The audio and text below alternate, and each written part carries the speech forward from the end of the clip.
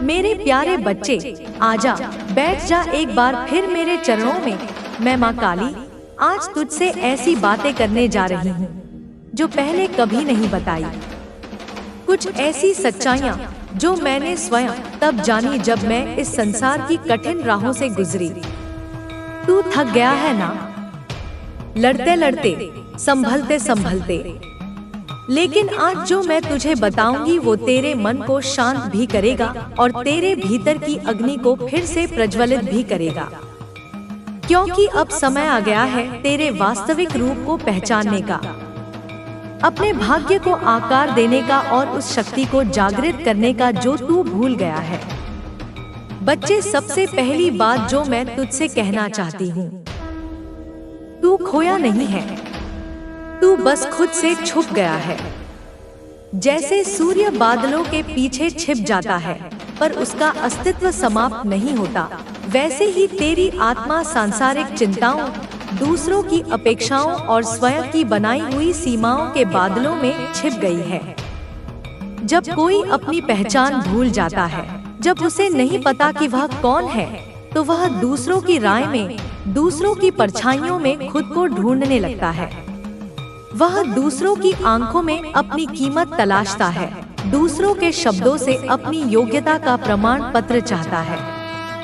लेकिन मैं माँ काली तुझसे कहती हूँ, तू कोई साधारण आत्मा नहीं है। तू कोई सूखी पत्ती नहीं जो हवा के झोंके से कहीं भी उड़ जाए। तू उस वटवृक्ष का बीज है जिसकी जड़ें पाताल तक जाती हैं और शाखाएं आकाश को छूने का सामर्थ्य रखती हैं। तेरे भीतर ब्रह्मांड की शक्ति है, वह शक्ति जो पर्वतों को झुका सकती है, जो समय की धारा को मोड़ सकती है, जो अंधकार के सागर को चीरकर प्रकाश का सृजन कर सकती है। लेकिन तू उस शक्ति को दूसरों के शब्दों में, उनकी स्वीकृति की भीख में ढूंढ रहा है, और यही तेरी सबसे बड़ी भूल है। यही तेरा सबसे बड़ा कारागार है जिसे तूने स्वयं अपने विचारों से बनाया है। बच्चे, अब वो समय नहीं रहा जब तू खुद को कमजोर समझे। जिस क्षण तूने यह मान लिया कि तुझ में शक्ति है, उसी क्षण सारा ब्रह्मांड तेरे पक्ष में हो जाएगा। जिस पल तू अपनी आंतरिक शक्ति पर विश्वास करेगा, उसी पल परिस्थितियां तेरे दास की तरह तेरे सामने हाथ जोड़कर खड़ी हो जाएंगी। अब मैं तुझे एक गहरा रहस्य बताती हूँ। हर आत्मा के जीवन में 3 मोड़ आते हैं, भ्रम, भटकाव और बोध, और यह तीनों जरूरी है। ये तीनों मेरी ही योजना का हिस्सा है। पहला मोड़ है भ्रम का। यह वह अवस्था है जब तुझे लगता है कि सुख बाहर की दुनिया में है, धन में है, रिश्तों में है, सम्मान में है। तू इन्हीं चीजों के पीछे मृगतृष्णा में दौड़ते हिरण की तरह भागता है। तू सोचता है कि एक खास पद मिल जाएगा तो तू सुखी हो जाएगा, एक खास व्यक्ति मिल जाएगा तो तेरा जीवन पूर्ण हो जाएगा। यह भ्रम आवश्यक है, क्योंकि जब तक तू भ्रम में नहीं रहेगा, तू प्रश्न नहीं उठाएगा। जब तक तुझे बाहरी दुनिया से चोट नहीं लगेगी, तब तक तू भीतर की ओर मुड़ेगा ही नहीं। दूसरा मोड़ है भटकाव का।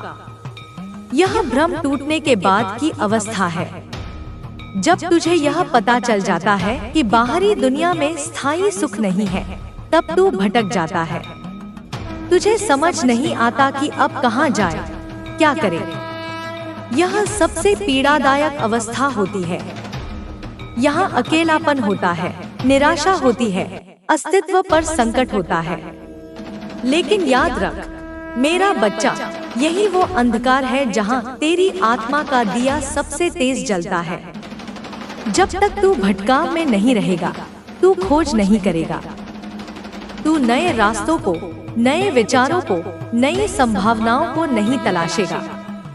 यही वह समय है जब तू सच्चे गुरु की, सच्चे ज्ञान की, सच्ची शांति की खोज में निकलता है। और तीसरा मोड़ है बोध का। यह वह अवस्था है जब खोज करते करते, भटकते भटकते तू अंततः खुद तक पहुंच जाता है।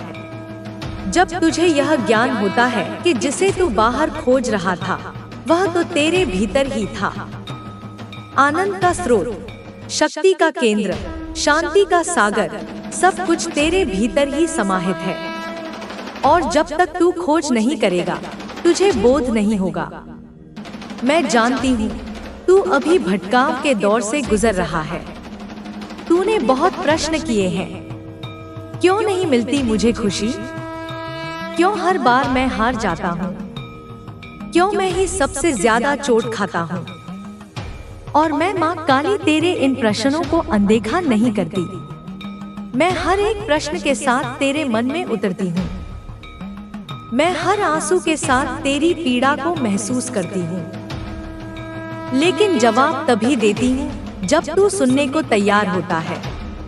पहले तू उत्तर चाहता था, अब तू सत्य को अनुभव करने के लिए तैयार है। अब तू सुनने को तैयार है। इसीलिए आज मैं तुझे वो मार्ग बताने जा रही हूँ जो तेरे जीवन को भीतर से बदल देगा।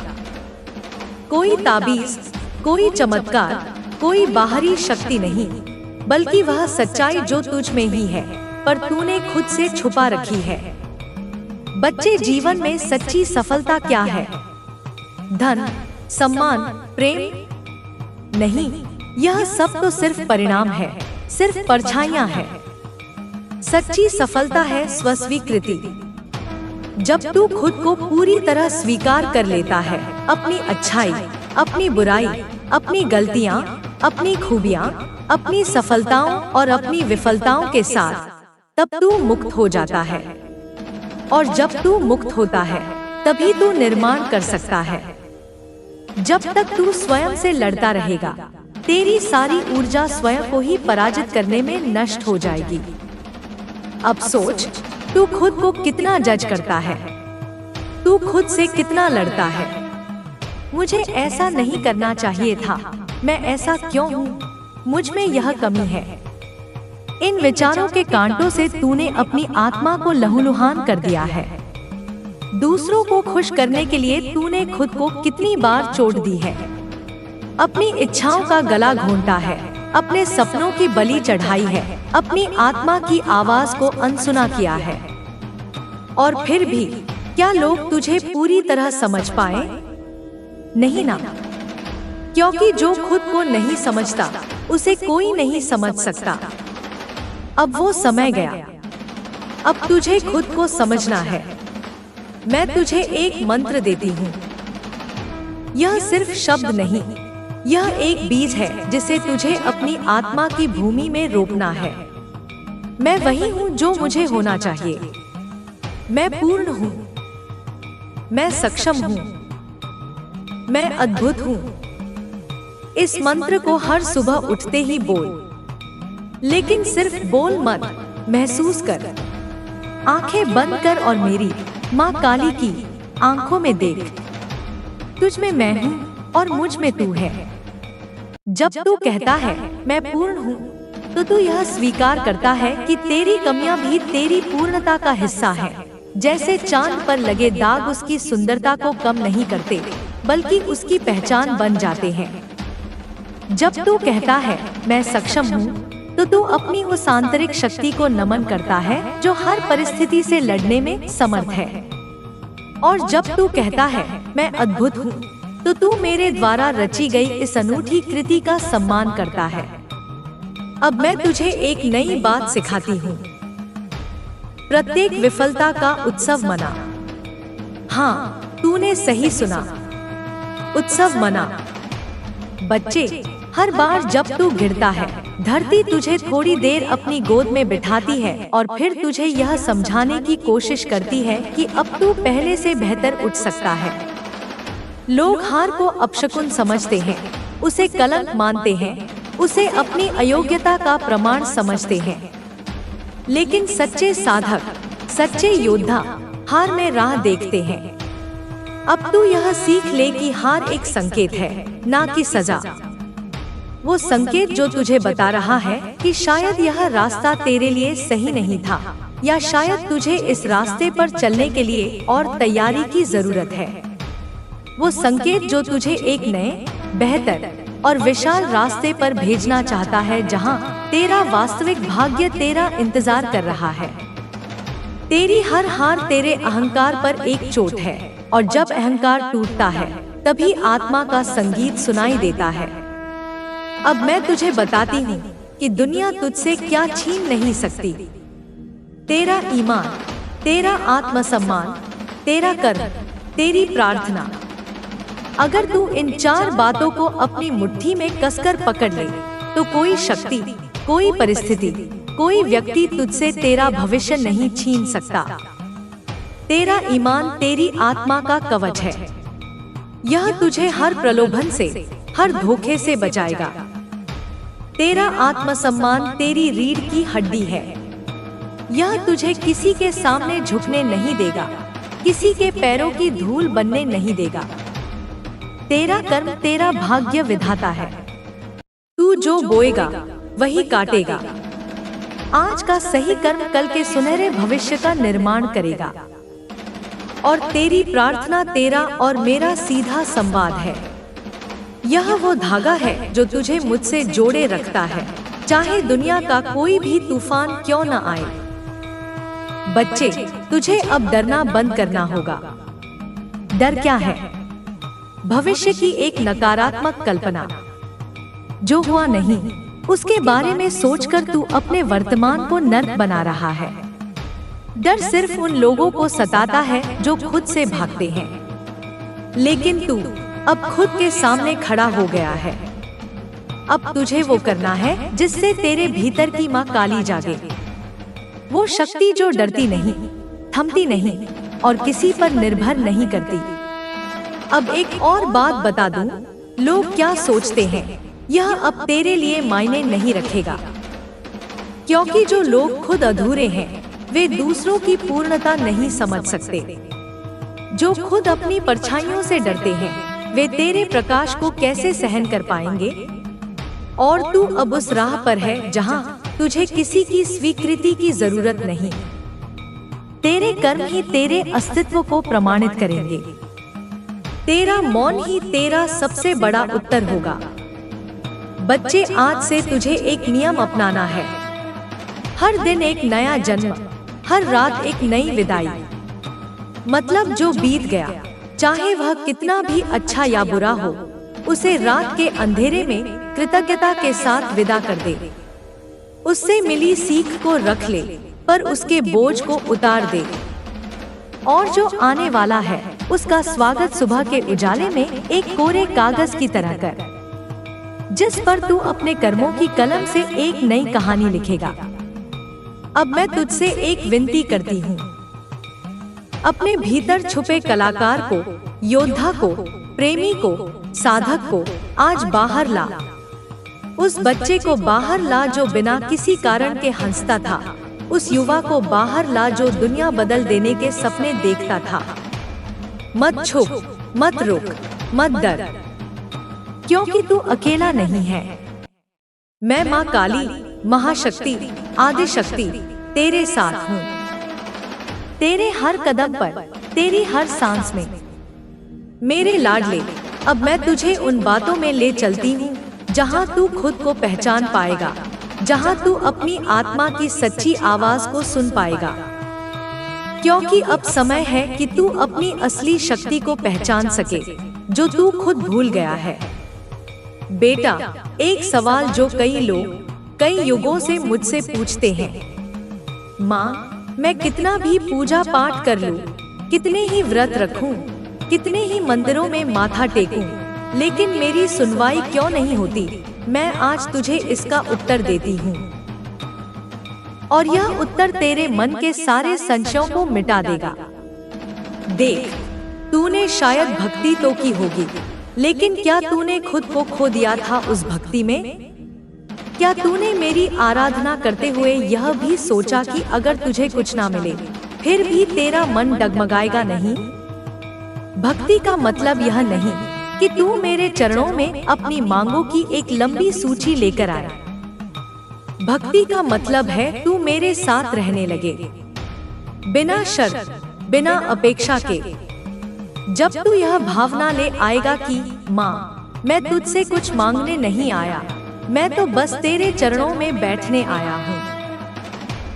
चाहे तू कुछ दे या ना दे, बस तू मिल जाए, तब तू देखेगा दुनिया की सारी ऊंचाइयां, सारे सुख, सारे सम्मान खुद चलकर तेरे द्वार पर आएंगे। भक्ति सौदा नहीं, समर्पण है। जब तक तू अपनी बुद्धि से हिसाब किताब करता रहेगा, तब तक तू मेरी कृपा के गणित को नहीं समझ पाएगा। मेरी कृपा तर्क से नहीं, भरोसे से बरसती है। मैं तुझे एक रहस्य बताती हूँ। हर वो चीज जो तुझे आज दर्द दे रही है, वही तुझे कल सम्मान दिलाएगी। तेरा अपमान, तेरा तिरस्कार, तेरा अकेलापन, यह कोई सजा नहीं है। यह मेरी तैयारी है। यह मेरी कार्यशाला है जिसमें मैं तुझे तराश रही हूँ। तू हीरा है और हीरे को चमकने से पहले हजारों चोटें सहनी पड़ती हैं। तू सोना है और सोने को कुंदन बनने से पहले आग में तपना पड़ता है। तू शेर बनने वाला है बेटा, और शेर कभी भीड़ में पैदा नहीं होते, वे अकेले जंगल के सन्नाटे और संघर्ष में तैयार होते हैं। लोग तुझे गलत समझेंगे, तेरे इरादों पर शक करेंगे, तेरे अच्छेपन को तेरी कमजोरी समझेंगे, तेरे मौन को तेरी हार समझेंगे। लेकिन तू घबराना मत, मैं माँ काली सब देख रही हूँ। तेरी हर सच्ची कोशिश, तेरा हर चुपचाप सहा गया दर्द, तेरा हर बहाया हुआ आंसू मेरे खाते में दर्ज हो रहा है। तू सिर्फ सच्चा बना रहे। मुझे तुझे उठाने में समय लग सकता है, क्योंकि मैं तुझे सिर्फ उठाना नहीं चाहती, मैं तुझे इतनी ऊंचाई पर स्थापित करना चाहती हूँ जहाँ से तुझे कोई गिरा ना सके। और जब मैं उठाऊंगी तो दुनिया सिर झुकाकर तेरे नाम की माला जपेगी। बेटा, क्या तुझे पता है कि तू सबसे बड़ी गलती कहाँ करता है? जब तू थक जाता है, तब तू सोचता है कि शायद मेरी किस्मत ही खराब है। लेकिन सच्चाई यह है कि थक जाना कोई पाप नहीं है, यह मानवीय स्वभाव है। लेकिन हार मान लेना, यह मेरी बनाई आत्मा का अपमान है। मैंने तुझे सिर्फ सांस नहीं दी, मैंने तुझे अपनी चिंगारी दी है। तू मेरे अंश से बना है। तू महाकाल और महाकाली का पुत्र है। तू खुद को छोटा कैसे समझ सकता है? जब भी तू थके तो रुक जा, आराम कर, गहरी सांस ले, मुझसे बात कर, पर फिर से उठ खड़ा हो। जो रुक कर फिर चलता है, वही मंजिल पर पहुंचता है। अब सुन अगली बात, जो बहुत कम लोग समझते हैं, लेकिन तेरे लिए जरूरी है। कई बार मैं तुझे कुछ चीजें इसलिए नहीं देती क्योंकि वो चीजें तुझे बर्बाद कर देंगी। तू एक इंसान से प्रेम करता है और कहता है, माँ मुझे वही चाहिए, उसके बिना मैं जी नहीं सकता। पर मुझे, त्रिकालदर्शी को पता है कि वही इंसान तेरा आत्मिक नाश करेगा। वो तुझे तोड़ेगा, तेरे विश्वास को कुचलेगा, तेरी ऊर्जा को सोख लेगा। इसलिए मैं उसे तेरे जीवन से हटा देती हूँ। और तू रोता है, चिल्लाता है, कहता है, माँ तूने मेरी सुनवाई नहीं की। पर हकीकत यह है बेटा, मैंने तेरा जीवन बचा लिया। तू एक नौकरी के लिए तड़पता है, पर मुझे पता है कि उस नौकरी का माहौल तुझे बेईमान बना देगा, तेरी आत्मा को मैला कर देगा।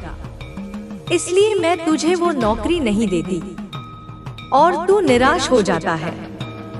पर सत्य यह है कि मैंने तेरे ईमान को बचा लिया। मैं तो तुझे हर चीज देना चाहती हूँ, पर वो चीज तब देनी चाहिए जब तू उसे संभाल सके, जब वो तेरे लिए अमृत बने, विष नहीं। अब एक और बात जो तुझे समझनी होगी, तेरी प्रार्थना के बोल से ज्यादा जरूरी है तेरी प्रार्थना की भावना। तू चाहे कितने भी सुंदर संस्कृत के श्लोकों में मुझसे बात करे, अगर तेरे दिल में झूठ है, अहंकार है या दूसरों के लिए द्वेष है, तो मेरी चेतना वहां नहीं जाती। पर तू चाहे टूटी फूटी अनगढ़ भाषा में बस इतना ही कह दे, माँ संभाल ले, पर अगर यह पुकार तेरे हृदय की गहराइयों से निकली है, तो मैं उसी क्षण तेरे पास आ जाती हूँ। मेरे लिए भाषा का नहीं, भाव का महत्व है। अब बात करती हूँ तेरे भाग्य की। तू हमेशा सोचता है, क्या मेरा भाग्य पहले से लिखा हुआ है? हाँ बेटा, एक मोटी रूपरेखा लिखी है जो तेरे प्रारब्ध कर्मों पर आधारित है, पर कलम अब भी तेरे हाथ में है। मैंने तुझे स्वतंत्र इच्छा, फ्री विल दी है, जो सबसे बड़ा वरदान है। तू हर रोज, हर पल अपने कर्मों, अपने विचारों, अपनी भावनाओं से अपने भाग्य की नई लकीरें खींच सकता है। तू जैसा सोचता है वैसा बनता है। तेरे विचार एक बीज है और यह ब्रह्मांड एक उपजाऊ भूमि है, और यह बीज समय आने पर फल बनते हैं। इसीलिए अगर तू रोज कहता है, मैं कमजोर हूँ, मेरी किस्मत खराब है, मेरे साथ हमेशा बुरा होता है, तो ब्रह्मांड तथास्तु कहता है और वही दोहराता है।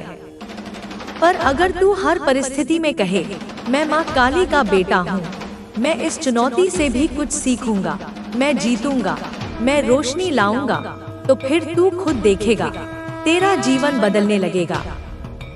भाग्य एक नदी की तरह है, तू उसके प्रवाह को पूरी तरह नहीं बदल सकता, पर अपनी नाव को किस दिशा में खेना है, यह पूरी तरह तेरे हाथ में है। अब एक बात जो सबसे ज्यादा जरूरी है, तेरा उद्देश्य। तू इस धरती पर यूं ही नहीं आया। खाने, पीने, सोने और मर जाने के लिए तो पशु भी आते हैं। तेरे भीतर एक तोहफा है, एक ऐसा गुण, एक ऐसा तेज जो किसी और के पास नहीं है। किसी के पास सेवा का गुण है, किसी के पास कला का, किसी के पास ज्ञान का, तो किसी के पास नेतृत्व का। और जब तू उस उद्देश्य को समझ लेगा, जब तू अपने उस अनूठे तोहफे को दुनिया के साथ बांटना शुरू कर देगा, तब तू न केवल खुद को बदल देगा, बल्कि दूसरों का जीवन भी रोशन करेगा। तू खुद को छोटा मत समझ। तेरे भीतर एक ऐसी रोशनी है जिससे हजारों की अंधेरी रातें रोशन हो सकती हैं। पर शर्त यही है बेटा, तू अपने भीतर उतर। हर सुबह मुझसे बात कर, ना किसी किताब से, ना किसी तामझाम से, बस अपनी आत्मा से पूछ, माँ तू क्या चाहती है मुझसे? आज का दिन मैं तेरे किस काम आ सकता हूँ? और फिर जो शांत स्वर तुझे भीतर से सुनाई दे, हाँ, उसी राह पर चल पड़। और याद रख, जो तू खो चुका है वो शायद तेरे लिए नहीं था, पर जो तेरे लिए है वो तुझे खोजते हुए आएगा, चाहे तू 7 तालों के पीछे ही क्यों न छिपा हो। तू अक्सर पूछता है, माँ मेरे साथ ही क्यों?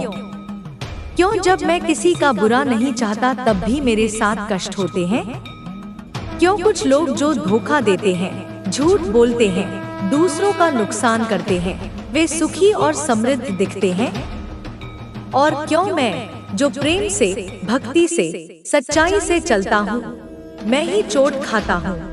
आज मैं तुझे इन सब का उत्तर दूंगी, लेकिन उत्तर में कोई रहस्य नहीं होगा, उसमें एक अनुभव होगा, और उस अनुभव को मैं तेरे अंतरतम हृदय में जगा दूंगी।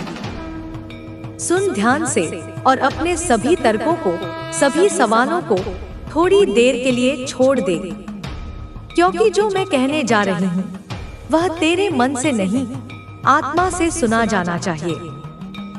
बेटा, सबसे पहले मैं तुझसे यह कहूंगी, तेरा दुख, तेरा संघर्ष, तेरे भीतर की उस चुपती पीड़ा का कारण यह नहीं कि तू गलत है। कारण यह है कि तू खास है। जो आत्मा विशेष कार्य के लिए, एक बड़े उद्देश्य के लिए भेजी जाती है, वह साधारण राह नहीं चलती। उसे आसान, सपाट रास्ते नहीं दिए जाते। उसे ऐसे अनुभव कराए जाते हैं जो उसे मजबूत बनाए, उसे संवेदनशील बनाए और उसमें करुणा, विवेक और धैर्य का संगम उत्पन्न करे। कुम्हार उसी मिट्टी को सबसे ज्यादा रौंदता है, गूंथता है और चाक पर घुमाता है, जिससे उसे सबसे सुंदर घड़ा बनाना होता है। लोहार उसी लोहे को सबसे ज्यादा आग में तपाता है और हथौड़े से पीटता है, जिससे उसे सबसे धारदार तलवार बनानी होती है। तू मेरी चुनी हुई मिट्टी है, मेरा चुना हुआ लोहा है। अब सुन एक सत्य कथा। यह कोई कहानी नहीं, यह एक आत्मा की यात्रा है, जैसी तेरी है। एक छोटा बालक था, उसका नाम था अनिरुद्ध। वह गांव के सबसे साधारण परिवार में जन्मा, लेकिन उसका हृदय बहुत विशाल था। वह चुपचाप हर किसी की मदद करता, भूखों को अपनी रोटी दे देता, प्यासों को अपने हिस्से का पानी पिला देता। जो उसे दुर्व्यवहार करते, उन्हें भी वह क्षमा कर देता। पर क्या हुआ? जिन्हें उसने सहारा दिया, वही उसका अपमान करने लगे। जिन्हें उसने रोटी दी, उन्होंने उसी के घर चोरी की। और अंत में जिन पर उसे सबसे अधिक भरोसा था, उन्होंने ही उसकी पीठ में छुरा घोंपा और उसे अकेला छोड़ दिया। एक दिन वह मेरे दरबार में रोते हुए आया और बोला, माँ, क्या अच्छाई की कोई कीमत नहीं? क्या सच्चे लोग हमेशा हार जाते हैं? मैं मुस्कुराई और उसे देखकर केवल इतना कहा, अभी तू पौधा है, और जिन तूफानों से तू खुद को टूटा हुआ समझ रहा है, वही तूफान तेरी जड़ों को गहरा कर रहे हैं, वही तुझे एक विशाल वृक्ष बना रहे हैं। बेटा, क्या तू जानता है कि परीक्षा क्यों आती है? परीक्षा इसलिए नहीं कि तुझे नीचा दिखाया जाए। परीक्षा इसलिए आती है ताकि तुझे वह रूप दिखाया जा सके जो अभी तूने देखा ही नहीं। जब तक चुनौती नहीं आती, तब तक योद्धा अपनी तलवार नहीं निकालता। जब तक अंधेरा नहीं होता, तब तक दीपक की कीमत समझ नहीं आती। जब मैं, माँ काली, किसी आत्मा से कोई बड़ा कार्य करवाना चाहती हूँ, तो पहले उसे उसके भीतर की परछाइयों से मिलवाती हूँ। उसके अहंकार से, उसके क्रोध से, उसके मोह से, उसके भय से, ताकि वह स्वयं के प्रकाश को पहचान सके। जो कभी गिरा नहीं, वह उठने का सुख क्या जाने? जिसने कभी दर्द नहीं सहा, वह करुणा का मूल्य क्या समझे? अब सुन एक बात जो शायद सबसे जरूरी है। जो लोग बुरे कर्म करते हैं, फिर भी सुखी दिखते हैं, वह केवल एक दिखावा है, एक भ्रम है। उनकी आत्मा भीतर से सूख रही होती है। उनके पास धन हो सकता है, पर शांति नहीं होती। उनके पास लोग हो सकते हैं, पर रिश्ते नहीं होते। उनके रिश्ते खोखले हो जाते हैं, और अंत में जब वे सबसे ऊंचे शिखर पर पहुंचते हैं, तब वे सबसे नीचे गिरते हैं, क्योंकि उनकी नींव धोखे, झूठ और अधर्म पर बनी होती है। ध्यान रखना बेटा, जो सत्य पर चलता है, वह शायद धीरे धीरे लड़खड़ाते हुए चढ़ता है, लेकिन उसकी चढ़ाई स्थायी होती है, वह टिकता है हमेशा। अब मैं तुझे बताती हूँ कि तेरे कर्म कैसे सुधरे और कैसे जाने कि कौन सा कर्म शुभ है और कौन सा अशुभ। कर्म का मूल्य उसके परिणाम से नहीं, उसके भाव से, उसकी नियत से तय होता है। यदि तू किसी की मदद करता है, लेकिन मन में एहसान जताने का भाव है या दुनिया को दिखाने का भाव है, तो वह कर्म शुभ नहीं। यदि तू किसी का अनजाने में नुकसान करता है, लेकिन तेरी आत्मा में गहरा अपराध बोध है और तू क्षमा मांगता है, तो वह कर्म एक भूल है, पाप नहीं, वह एक सीख है। शुभ कर्म वह है जिसमें तू स्वयं को खोकर भी किसी और के लिए अच्छा सोचता है, जिसमें तेरा मैं नहीं, हम होता है। अशुभ कर्म वह है जिसमें तू स्वयं को बड़ा दिखाकर किसी और को छोटा करता है, जिसमें तेरा अहंकार पोषित होता है। अब सुन एक बहुत गहरा मंत्र जो मैं आज तुझे दे रही हूँ। कर्म वही है जो आत्मा को शांत करे, और फल वही है जो तुझे भीतर से संतुष्टि दे, ना कि समाज की तालियां। जब तू रात को अकेले में भी अपने दिन भर के कामों को सोचकर मुस्कुरा सके, बिना किसी दिखावे के, तब समझ लेना कि तू सही राह पर है। अब तुझे अपने जीवन की दिशा कैसे समझनी है, मैं तुझे एक सरल उपाय देती हूँ। हर रात सोने से पहले बस 5 मिनट के लिए बैठ और इन 3 प्रश्नों का उत्तर लिख या मन में सोच। 1. आज मैंने किसके लिए बिना किसी स्वार्थ के कुछ किया? दूसरा, क्या आज मैंने किसी के लिए वचन से, कर्म से या मन से भी गलत सोचा, और क्यों? 3, यदि कल मेरी अंतिम रात हो तो क्या मैं गर्व से कह सकता हूँ कि मैंने आज का दिन सच में जिया? इन सवालों के उत्तर तुझे धीरे धीरे वह आईना दिखाएंगे जो तेरे भीतर छिपा है। तेरा धर्म, तेरा दर्शन और तेरा दायित्व सब इन्हीं उत्तरों में प्रकट हो जाएगा। बेटा, तू सोचता है मैं तो किसी का बुरा नहीं चाहता, फिर मेरे साथ ऐसा क्यों? इसका उत्तर मैं तुझे आज एक आंतरिक रहस्य के रूप में देती हूँ। मैं, माँ काली, उन्हीं को चुनती हूँ जो दूसरों का बुरा नहीं सोचते, क्योंकि वे ही मेरे कार्य के लिए, इस दुनिया में प्रेम और सत्य फैलाने के कार्य के लिए उपयुक्त हैं। और जब तू मेरे कार्य के लिए चुना गया है तो तुझे सहन भी वही करना होगा जो साधारण मनुष्य सह नहीं सकते। तू सच्चा है, इसीलिए तू पीड़ा को गहराई से महसूस करता है। झूठे और असंवेदनशील लोग पीड़ा से बचते हैं, लेकिन सच्चे लोग उसमें से निकलकर कुछ अनमोल लेकर आते हैं, जैसे सीप दर्द सहकर मोती को जन्म देती है। तू हारा नहीं है, तू बस थका है, और थक जाना कोई अपराध नहीं। जो लड़ता है वही थकता है, जो चलता है वही गिरता है, जो प्रेम करता है वही टूटता है, लेकिन जो मेरा भक्त है वह फिर उठता भी है। और जब वह उठता है तो सिर्फ अपने लिए नहीं, वह सैकड़ों को रोशनी देने के लिए उठता है। तो उठ मेरे लाल, उठ, अब समय है। अब तू कोई साधारण आत्मा नहीं है, अब तू वह दीपक है जिसे अंधकार ने स्वयं चुना है उसे मिटाने के लिए। अब तुझे किसी के गलत कर्म से घबराना नहीं है, अब तुझे अपने सही कर्म से दुनिया बदलनी है। तू चल, मैं तेरे साथ हूँ। तू बोले, मैं तेरी वाणी में हूँ। तू कर्म करे, मैं तेरे हाथों में शक्ति हूँ। तू रुके तो मैं तेरे भीतर पुकार बनकर जागूंगी और तुझे फिर से खड़ा करूंगी। मेरे बच्चे, अब मैं जो तुझे बताऊंगी वह कुछ अलग बातें होंगी। अगर यह बातें तेरे फायदे की नहीं है तो इन्हें सुनकर तू किसी और को मार्ग दिखा सकता है, क्योंकि यह पीड़ा आज घर घर की कहानी बन चुकी है।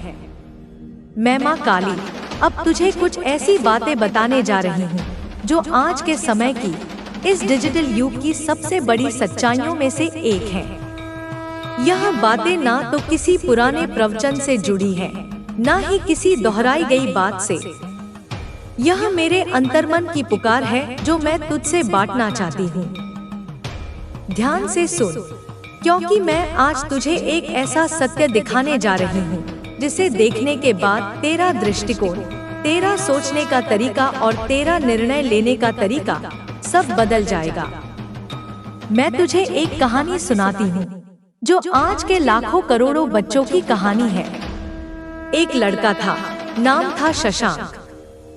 देखने में सीधा साधा, मन से सरल, पर आज की दुनिया के जाल में उलझा हुआ। उसका मन बड़ा चंचल था।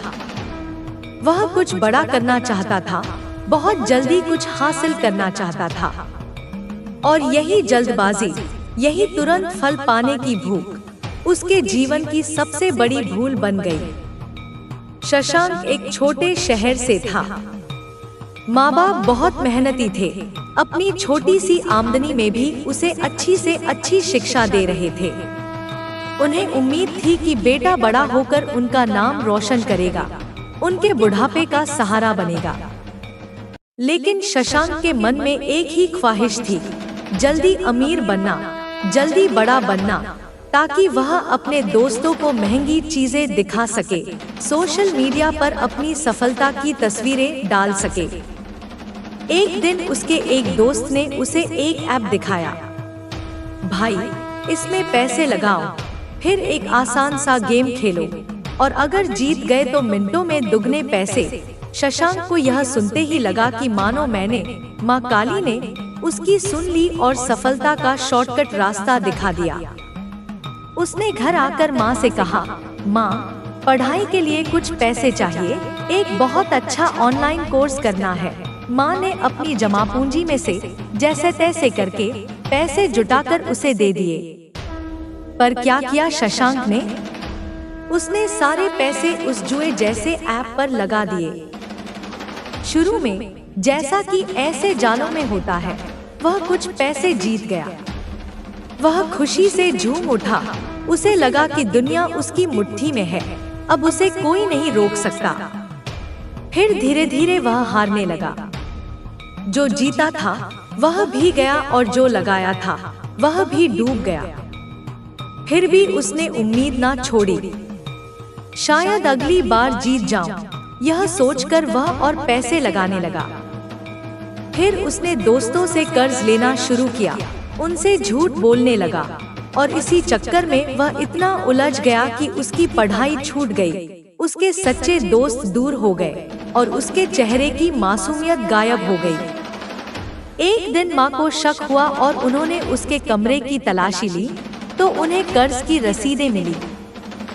उस दिन माँ की आंखों में जो आंसू थे वे किसी भी हार से बड़े थे। उन्होंने कहा, बेटा, मैं तुझे किताबों में डूबा हुआ देखना चाहती थी, ना कि इस जुए के जाल में। हम गरीब सही, पर हमने तुम्हें इज्जत से जीना सिखाया था। तुझे शेर बनाना चाहा था, पर तू तो लोभ का शिकार बन गया। शशांक को उस दिन लगा कि उसने सिर्फ पैसे नहीं, अपनी माँ की ममता, अपने पिता का विश्वास और अपना आत्मसम्मान भी खो दिया है। पर जो सबसे बुरा था वो यह कि अब उसे खुद पर भरोसा नहीं रहा। जब इंसान खुद को ही गिरा हुआ और हारा हुआ समझने लगता है, तब वह सचमुच गिर जाता है। अब मैं तुझसे एक बात कहती हूँ, मेरे बच्चे, चाहे तू शशांक जैसा बेटा हो या उस माँ की तरह कोई माता पिता, इस समय समाज में सबसे बड़ा जहर जो फैल रहा है वो है गलत संगति और आसान पैसे की भूख। यह दुनिया आज ऐसे जालों से भरी पड़ी है जहां हर तरफ तुझे तुरंत अमीर बनो, जल्दी करोड़पति बनो, इस गेम को खेलो और पैसे पाओ जैसे जुमले सुनाई देंगे। लेकिन क्या तू जानता है, यह जुमले नहीं, यह फांसी के फंदे हैं जो धीरे धीरे तेरी आत्मा को कसते हैं। यह तेरे समय को, तेरे दिमाग की सृजनात्मकता को, तेरी आत्मा की शांति को चूस कर तुझे एक खोखला इंसान बना देते हैं। तू यह सोच कि अगर कुछ ऐप पर बटन दबाने से ही करोड़पति बना जा सकता, तो आज पढ़ाई, मेहनत, संस्कार, अनुशासन, धैर्य और अनुभव की क्या जरूरत रह जाती। बच्चे गलत संगत में इसीलिए जाते हैं क्योंकि उन्हें सही दोस्त नहीं मिलते, सही बात कहने वाला कोई नहीं होता। और जब कोई उन्हें समझाने आता है तो वे कहते हैं, माँ पापा, आप पुराने जमाने की हो, आजकल तो सब यही करते हैं। लेकिन बच्चे, सही और गलत का कोई जमाना नहीं होता। सत्य सनातन है। सही तो सतयुग में भी सही था और आज कलयुग में भी सही रहेगा, चाहे कोई माने या ना माने। और गलत, चाहे सारी दुनिया उसे करने लगे, फिर भी वह गलत ही रहेगा। मैं तुझे आज एक गहरा संदेश देना चाहती हूँ। तू आज जो कर रहा है, जो देख रहा है, जो सुन रहा है, वह सब मिलकर तेरा भविष्य गढ़ रहा है। हर दिन, हर पल तू अपने भाग्य की एक एक ईंट रख रहा है। अगर तू अभी भी उस दिशा में जा रहा है जहाँ पैसा ही सब कुछ दिख रहा है, जहाँ मेहनत नहीं, सिर्फ शॉर्टकट नजर आ रहे हैं, तो रुक जा, अभी रुक जा। तू खुद नहीं रुक पाया तो वक्त तुझे रोकेगा, पर तब शायद बहुत कुछ खो चुका होगा। और अब अगर तू एक माँ या पिता है तो सुन, तेरा बच्चा तुझसे दूर इसलिए होता है क्योंकि तू उसे हर समय डांटता है, डराता है, उसकी तुलना दूसरों से करता है। तू उसे अपना दुश्मन मत बना, उसे अपना दोस्त बना। उससे रोज बातें कर, सिर्फ पढ़ाई की नहीं, उसके मन की बातें। उससे पूछ, आज तेरा मन किस में था, तुझे क्या करके खुशी मिली, उसे सिखा कि हर रास्ता पैसा कमाने के लिए नहीं होता, कुछ रास्ते आत्मा को सुकून देने के लिए भी होते हैं। बच्चों को मोबाइल देना गलत नहीं है, पर बिना ज्ञान और बिना निगरानी के मोबाइल देना आज के युग का सबसे बड़ा अपराध है। तू उन्हें महंगे फोन दिला सकता है, तो उन्हें प्रेरणादायक और अच्छी किताबें भी दिला सकता है। तू उन्हें गेम के लिए रिचार्ज करा सकता है, तो किसी अच्छी लाइब्रेरी का सब्सक्रिप्शन भी दिला सकता है। और सुन, गलत संगति सिर्फ शराब पीने या गलत जगहों पर जाने से नहीं बनती। आजकल गलत संगति ऑनलाइन भी होती है, जहां कोई तुझे यह तो दिखाएगा कि मैं 17 साल का हूं और करोड़ों कमाता हूं, लेकिन वह यह नहीं बताता कि उस दिखावे के पीछे कितना झूठ है, कितना दिखावा है और कितनी आत्मा की शांति खो चुकी है। मेरा भोला भाला बच्चा उसी झूठ को सच समझकर अपना आत्मविश्वास खो देता है कि मैं ही बेकार हूँ। बेटा, दुनिया के सबसे मजबूत लोग वो नहीं है जो बहुत अमीर है या बहुत शक्तिशाली है, बल्कि वो हैं जो सही समय पर ना कहना जानते हैं, जो भीड़ से अलग चलने का साहस रखते हैं, जो कह सकें मैं इस रास्ते पर नहीं जाऊंगा चाहे मेरे सारे दोस्त जा रहे हों, जो कह सकें मैं इस बात पर विश्वास नहीं करूंगा चाहे वो कितनी भी आकर्षक क्यों न लगे, क्योंकि यह मेरी आत्मा को स्वीकार नहीं है। अब सुन, शशांक की कहानी वहीं खत्म नहीं होती। वो मेरे माँ काली के दरबार आया। टूट चुका था, बिखर चुका था। उसने आंसुओं से मेरे चरण धो दिए और प्रार्थना की, माँ मुझे एक और मौका दो, मैं बदलना चाहता हूँ। और मैंने कहा, तू आज से इसी क्षण से शुरुआत कर, मैं तेरा साथ दूंगी। तेरी नियत सही होनी चाहिए, तेरा रास्ता मैं बना दूंगी। उसने मेहनत की, वक्त की कीमत को पहचाना, उन सभी दोस्तों और ऐप्स से खुद को दूर किया जो उसे लालच देते थे। वो फिर से पढ़ने लगा, एक छोटी सी नौकरी की तलाश की, ईमानदारी से काम किया। धीरे धीरे उसने अपना कर्ज चुकाया, अपना खोया हुआ विश्वास वापस पाया और खुद को संभाल लिया। और एक दिन उसी माँ के हाथ में अपनी मेहनत की कमाई का पहला लिफाफा देकर बोला, माँ इस बार जुआ नहीं, मेहनत की कमाई है। माँ की आंखों में फिर से आंसू थे, पर इस बार वे गर्व के थे, खुशी के थे। तो मेरे बच्चे, तू भी अगर इस दौर से गुजर रहा है, अगर तुझे लग रहा है कि तू गुम हो गया है, अगर तेरा बच्चा किसी और राह पर जा रहा है, तो रुक जा, सोच ले, बात कर ले। तू अकेला नहीं है, मैं माँ काली तेरे सदा साथ हूँ। हर भूल के बाद सुधार का एक अवसर होता है, हर रात के बाद सुबह होती है। तू बस अपनी नियत को पवित्र रख और सही दिशा में पहला कदम बढ़ा, बाकी का मार्ग मैं स्वयं रोशन करूंगी। उठ मेरे बच्चे, उठ, अभी कुछ नहीं बिगड़ा। तेरा जीवन एक कोरा पन्ना है और कलम तेरे हाथ में है। एक नई और सच्ची कहानी लिख, मैं उसे पढ़ने के लिए आतुर हूँ। दिखाने के लिए उठता है रोशनी। हाँ बेटा, वह रोशनी क्या है? वह रोशनी किसी और को रास्ता दिखाने का दम्भ नहीं है। वह रोशनी अपने जीवन को इस तरह जीने का संकल्प है कि तेरा अस्तित्व ही दूसरों के लिए एक मशाल बन जाए। तू जब सत्य के लिए खड़ा होगा, बिना इस बात की परवाह किए कि कोई तेरे साथ है या नहीं, तो तू एक रोशनी होगा। जब तू किसी गिरते हुए को बिना किसी स्वार्थ के हाथ देगा, तो तू एक रोशनी होगा। जब तू घोर अपमान सहकर भी अपने होठों पर मुस्कान और हृदय में क्षमा रखेगा, तो तू एक रोशनी होगा। रोशनी कोई उपाधि नहीं है बेटा, यह एक स्वभाव है। यह वो स्वभाव है जो तू अपने भीतर विकसित करता है जब तू दुनिया के अंधेरों से गुजरता है पर अपने भीतर के दिए को बुझने नहीं देता। और जब तू ऐसा करता है, तो तुझे किसी को बुलाना नहीं पड़ता। जैसे पतंगे खुद ब खुद दिए की ओर खिंचे चले आते हैं, वैसे ही भटकी हुई आत्माएं, थके हुए हृदय और निराश मन खुद ब खुद तेरी शांति और तेरे तेज की ओर खिंचे चले आएंगे। यही मेरा विधान है। अब मैं तुझे त्याग के वास्तविक अर्थ से परिचित कराती हूँ।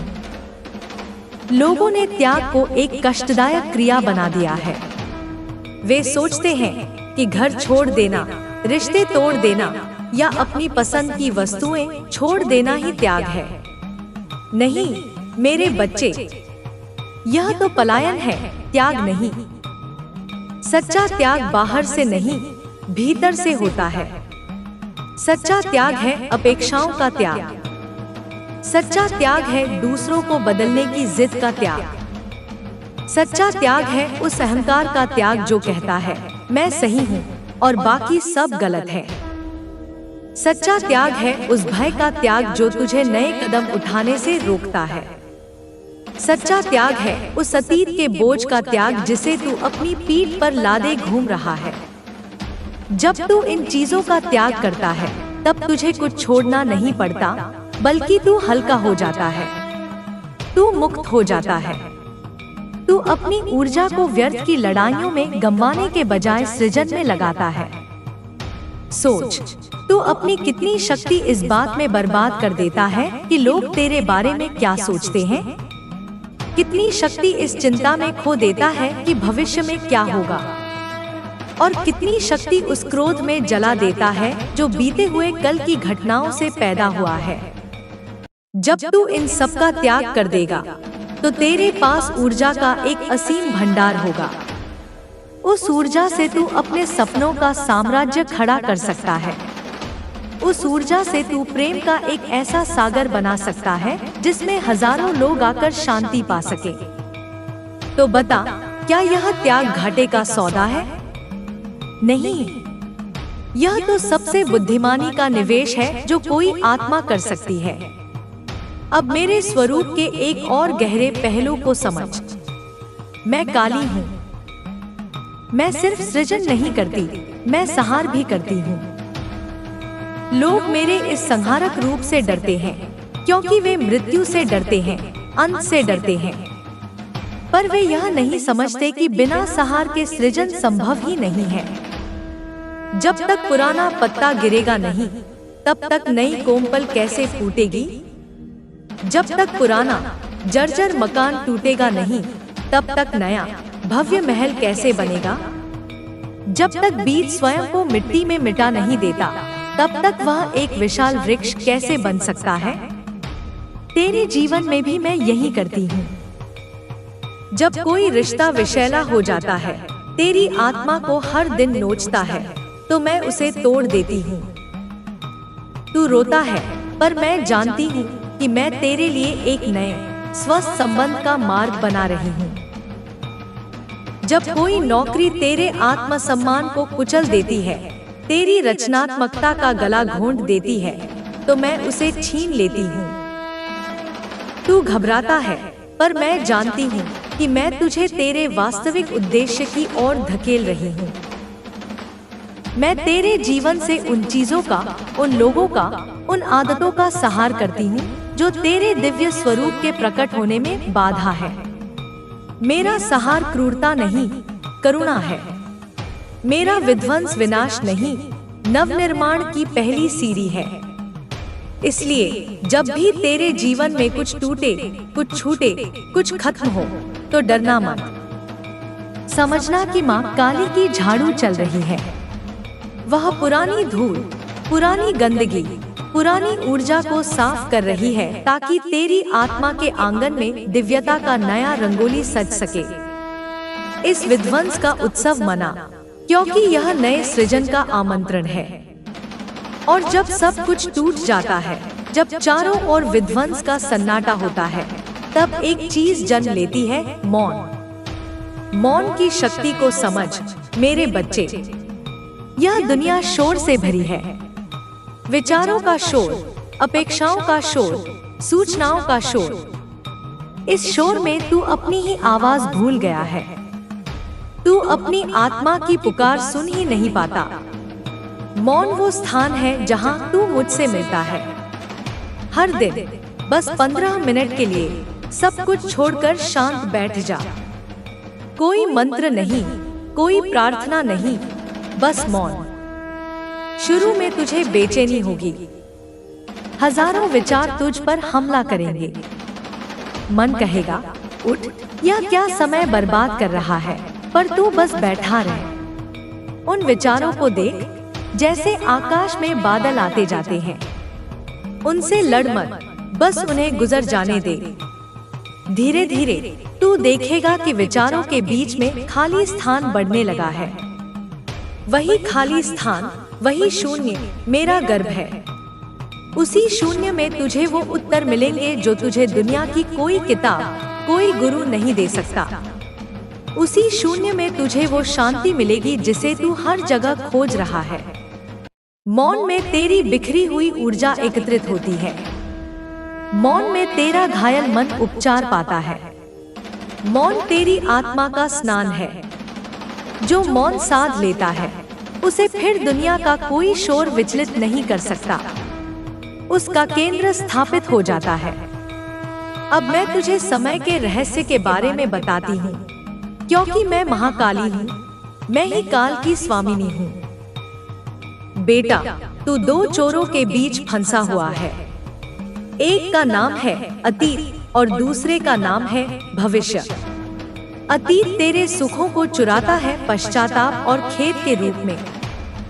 भविष्य तेरे सुखों को चुराता है चिंता और भय के रूप में। और इन दोनों चोरों की खींचतान में जो अनमोल खजाना लूट रहा है वह है वर्तमान। यही एकमात्र सत्य है। यही एकमात्र क्षण है जहाँ जीवन है। तू अतीत को बदल नहीं सकता और भविष्य को तू जानता नहीं। तो फिर तू अपनी सारी शक्ति उन पर क्यों व्यय करता है जो तेरे नियंत्रण में ही नहीं है। जब तू भोजन करे तो सिर्फ भोजन कर। उसके स्वाद को, उसकी सुगंध को, उसके हर कण को महसूस कर।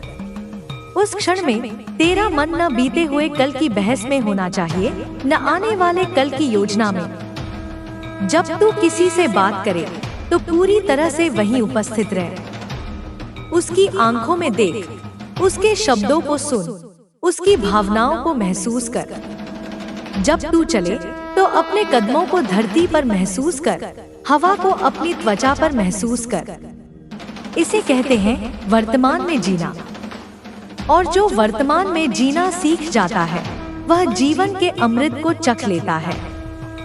उसकी सारी चिंताएं भाप बनकर उड़ जाती हैं, क्योंकि चिंता हमेशा भविष्य की होती है।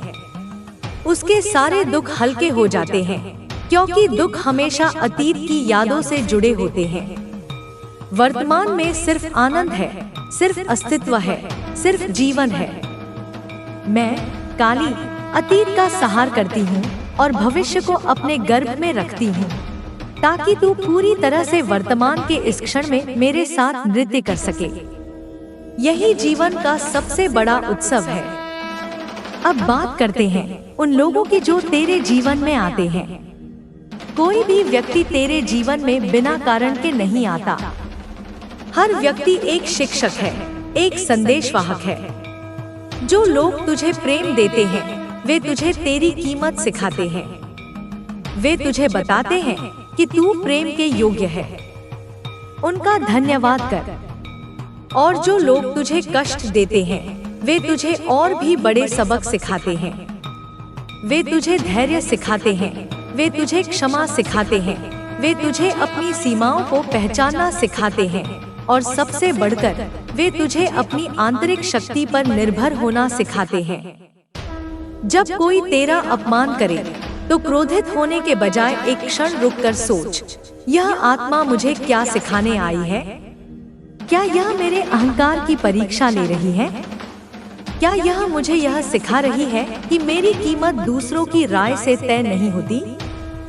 जब कोई तुझे धोखा दे तो बिखर जाने के बजाय सोच, यह आत्मा मुझे क्या सिखाने आई है?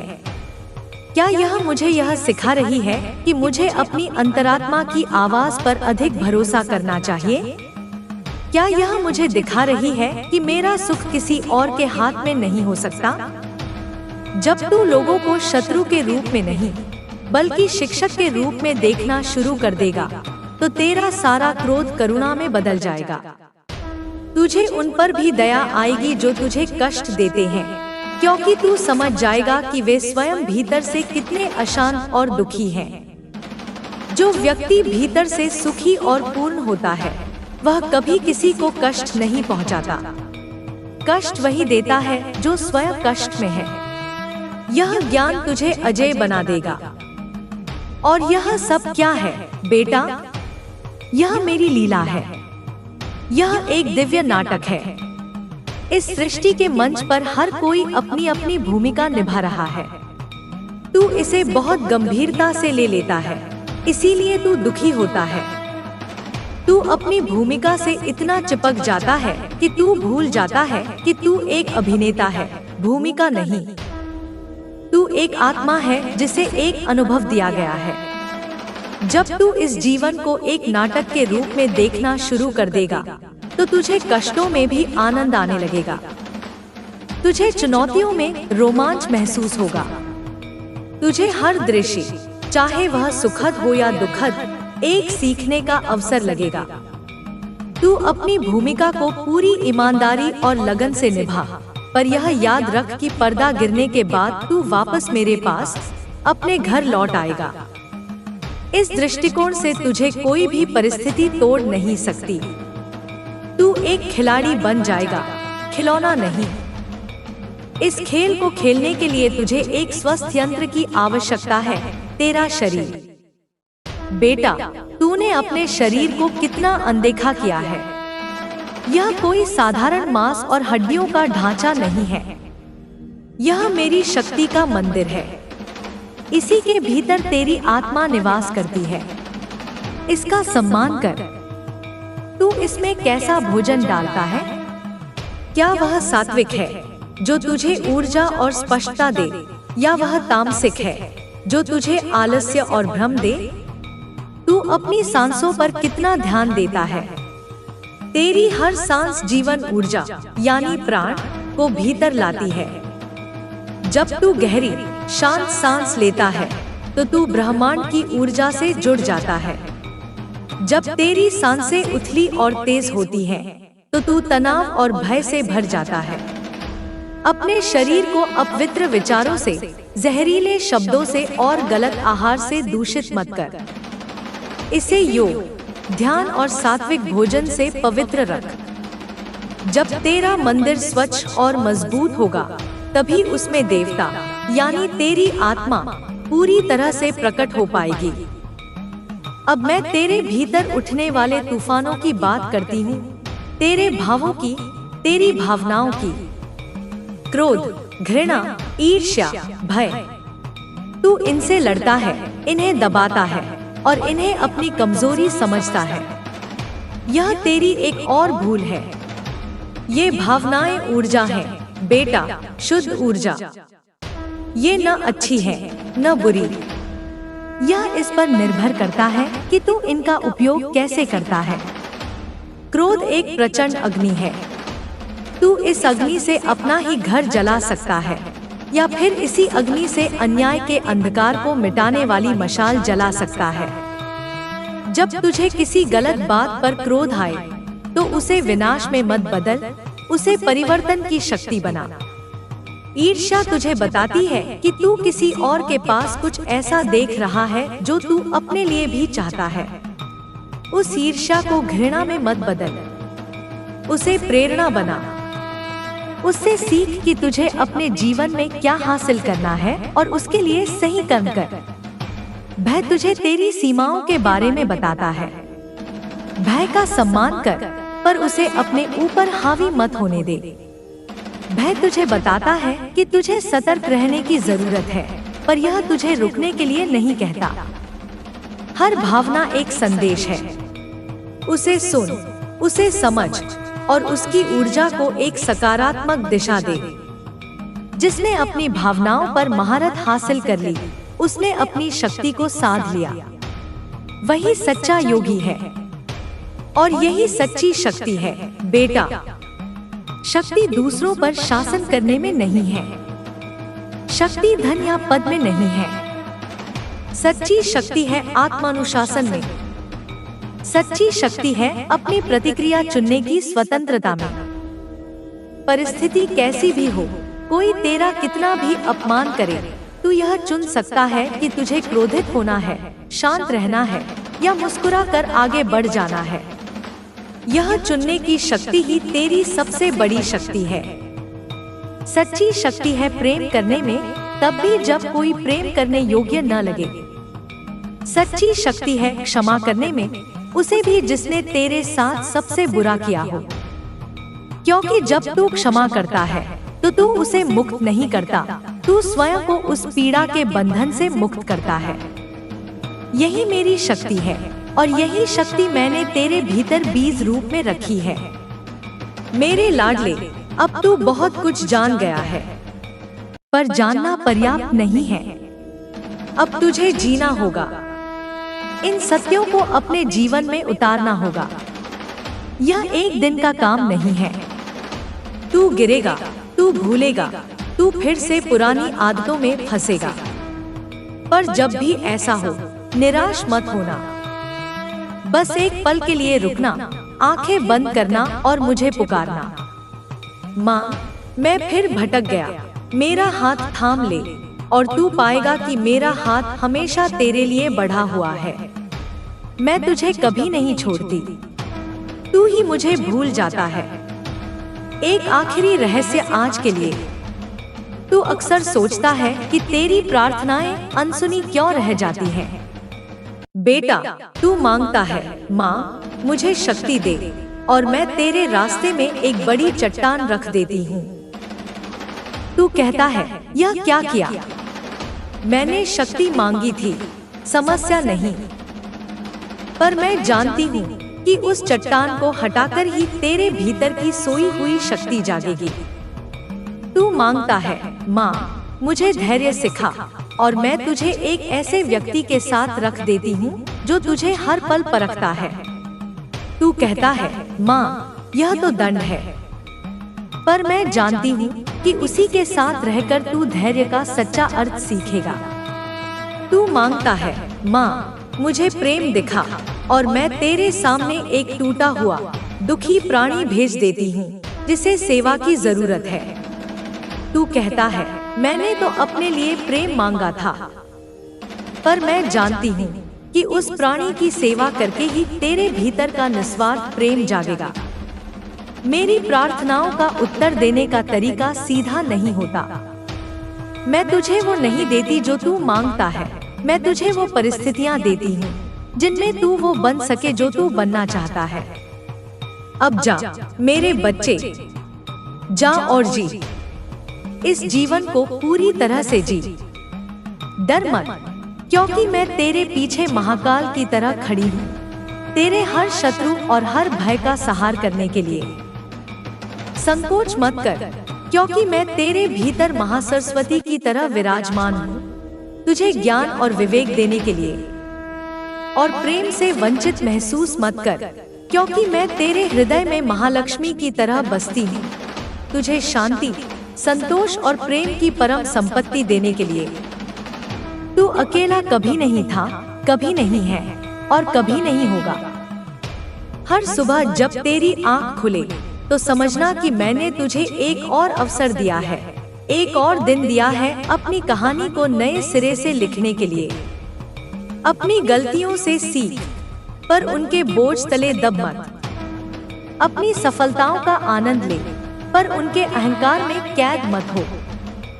हर व्यक्ति में मुझे देख, हर परिस्थिति में मेरा भेजा हुआ सबक देख, और हर क्षण को पूरी सजगता, पूरे प्रेम और पूरी कृतज्ञता के साथ जी। तेरा पथ अब प्रकाशित हो चुका है, इस पर चलने का साहस अब तुझे करना है। और याद रख, इस पथ पर जब तेरे पैर थक जाएं, तो मेरे चरणों को याद कर लेना। जब तेरा मन विचलित हो तो मेरे नाम का स्मरण कर लेना। और जब तुझे लगे कि तू बिल्कुल अकेला है, तो बस अपनी धड़कन को सुनना, क्योंकि उसी में मैं गा रही हूँ। मैं हूँ मेरे बच्चे, मैं हमेशा तेरे साथ हूँ। उठ मेरे शेर, अब दहाड़ने का समय है। अब दुनिया को यह दिखाने का समय है कि मेरी शक्ति जब किसी आत्मा में जागृत होती है तो वह क्या चमत्कार कर सकती है। तेरा जीवन अब केवल तेरा नहीं है। यह मेरा संदेश है। इसे इतना सुंदर, इतना सच्चा और इतना शक्तिशाली बना कि सदियों तक लोग इससे प्रेरणा लेते रहें। जा, मेरा आशीर्वाद तेरे साथ है। जा, मेरा आशीर्वाद तेरे साथ है। पर रुक, ठहर एक क्षण। आशीर्वाद लेकर जाने से पहले यह तो समझ ले कि मेरा आशीर्वाद कोई कवच नहीं है जो तुझे चोट लगने से बचाएगा। मेरा आशीर्वाद वह मरहम है जो हर चोट के बाद तुझे पहले से भी अधिक शक्तिशाली बनाकर जोड़ेगा। मेरा आशीर्वाद वह छाता नहीं है जो तुझे जीवन की वर्षा में भीगने से रोकेगा। मेरा आशीर्वाद वह अग्नि है जो तेरे भीतर जलेगी और तुझे भीगने के बाद भी सुखा देगी और ठंडक नहीं लगने देगी। लोग मुझसे सुरक्षा मांगते हैं, मैं उन्हें सामर्थ्य देती हूँ। लोग मुझसे आसान रास्ते मांगते हैं, मैं उन्हें मजबूत जूते और चट्टानों पर चढ़ने का हुनर देती हूँ। क्योंकि अगर मैंने तुझे हर मुश्किल से बचा लिया तो तू मेरे उस रूप को कभी नहीं जान पाएगा जो तुझ में छिपा है, योद्धा का रूप। अब जब तू संसार में वापस जाएगा तो तुझे लगेगा कि कुछ बदल गया है। नहीं बेटा, संसार नहीं बदला, तेरी दृष्टि बदल गई है। जिन बातों पर तुझे पहले क्रोध आता था, अब शायद उन पर तुझे करुणा आएगी। जिन लोगों से तू पहले ईर्ष्या करता था, अब शायद तुझे उनकी अधूरी यात्रा पर दया आएगी। जिन असफलताओं पर तू पहले रोता था, अब तू उनमें छिपे मेरे संकेत को पढ़ पाएगा। यह बदलाव ही तेरी साधना का पहला फल है। लेकिन सावधान रहना, यह नई दृष्टि अपने साथ एक नया अहंकार भी ला सकती है। मैं अब ज्ञानी हो गया हूँ, मैं दूसरों से बेहतर समझता हूँ। जिस क्षण यह अहंकार तेरे भीतर जन्मा, उसी क्षण तू फिर से उसी भ्रम के जाल में गिर जाएगा जिससे मैंने तुझे अभी निकाला है। सच्चा ज्ञान विनम्रता लाता है, अहंकार नहीं।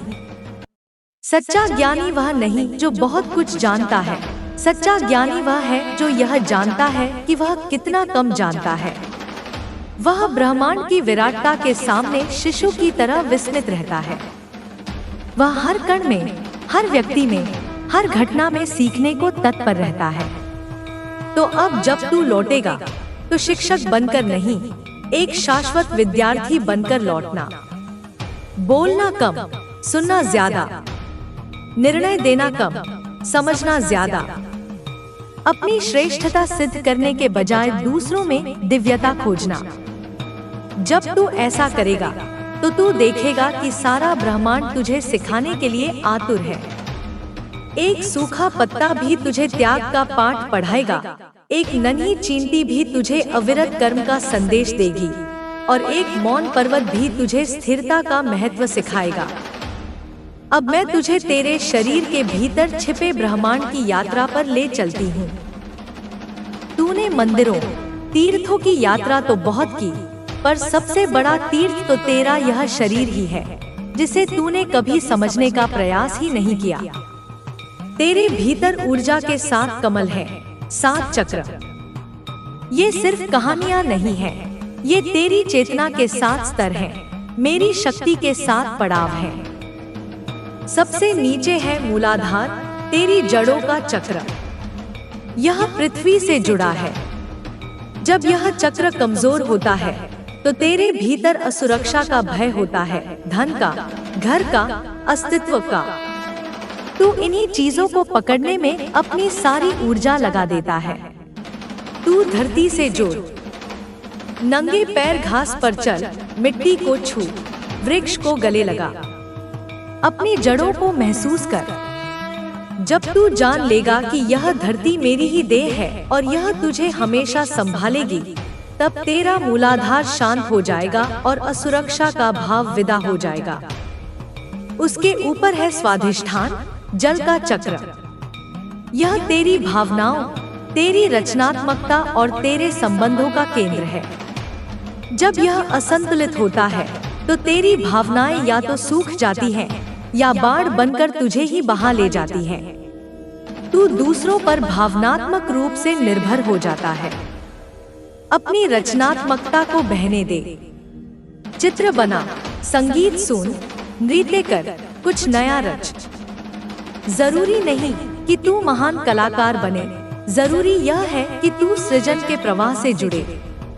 और भावनाओं को दबा मत, उन्हें स्वीकार कर। जैसे नदी में लहरें उठती हैं और शांत हो जाती हैं, वैसे ही भावनाओं को उठने दे और शांत हो जाने दे।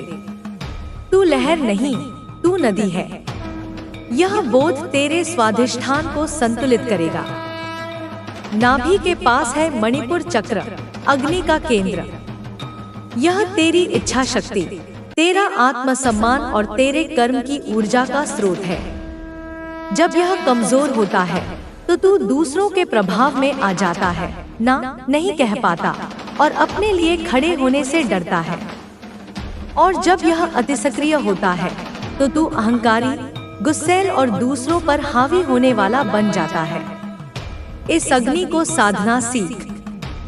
अपने जीवन की जिम्मेदारी ले।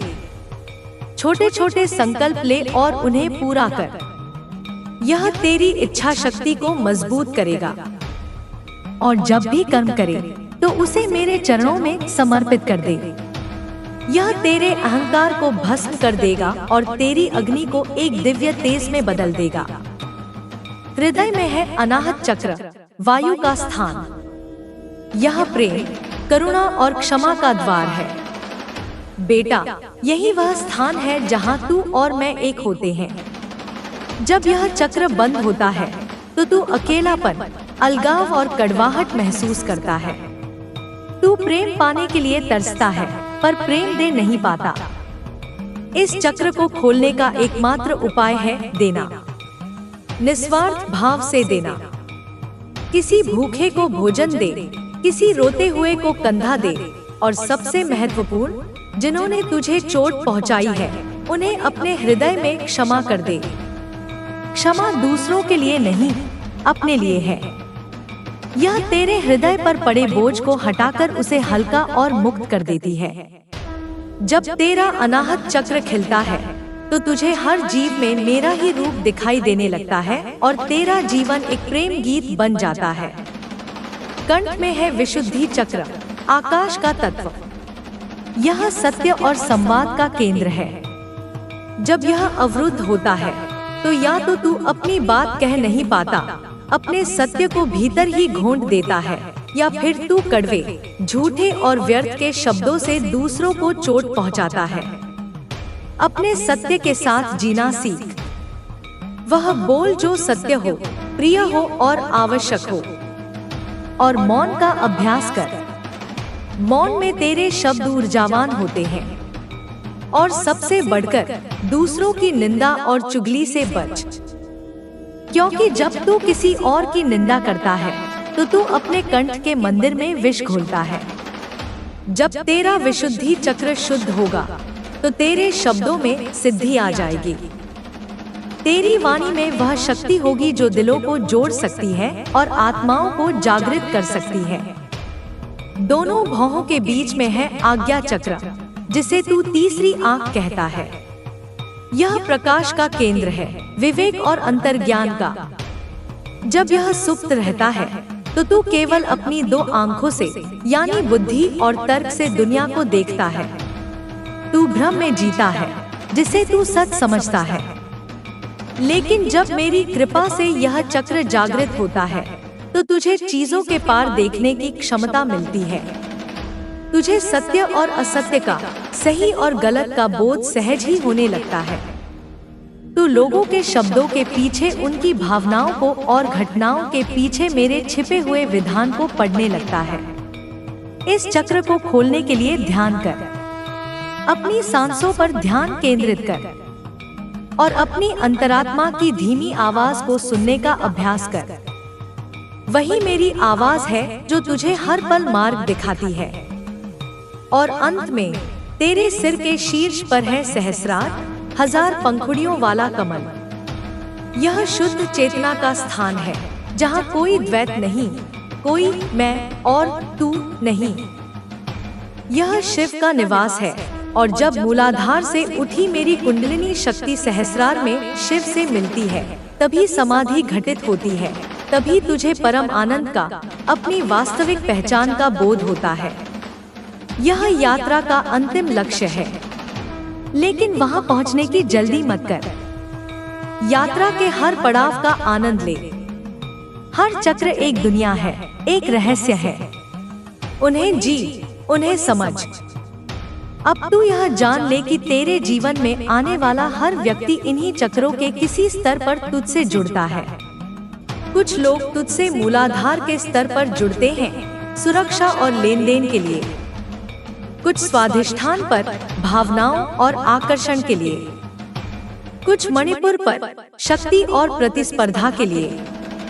ये संबंध अस्थायी होते हैं और अक्सर दर्द का कारण बनते हैं।